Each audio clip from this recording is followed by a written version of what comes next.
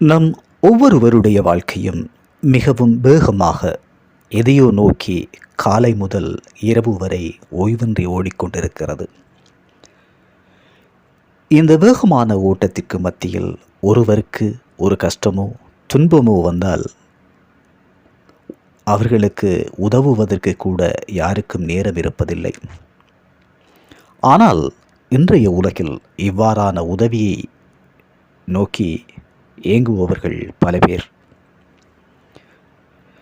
உறவுகள் நம்கள் வாழ்க்கையில் மிகவும் முக்கியமானவர்கள்.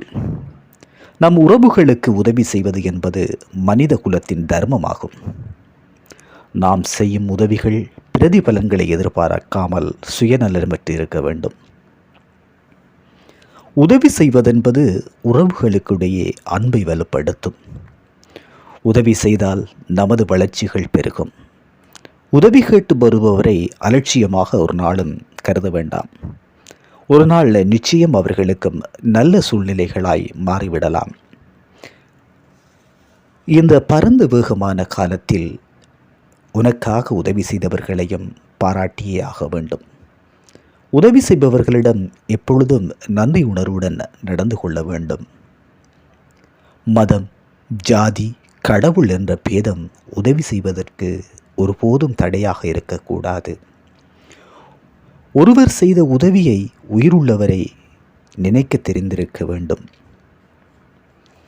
இவை எல்லாவற்றுக்கும் மேலாக நாம் செய்யும் உதவி என்பது காலம், இடம், தரம் அறிந்து செய்ய வேண்டும்.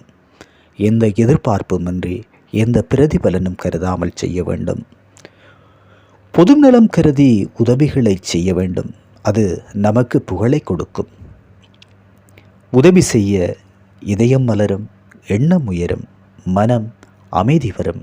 மொத்தமாக உதவி செய்வதன் மூலம் எமது மனம் இதமடைகிறது. உதவி செய்வோம், மற்றவர்களை கெடுக்காமல் வாழ்வோம். என்றும் நலமுடன் வாழ சிந்தனைகள் படித்ததிலிருந்து பிடித்தது.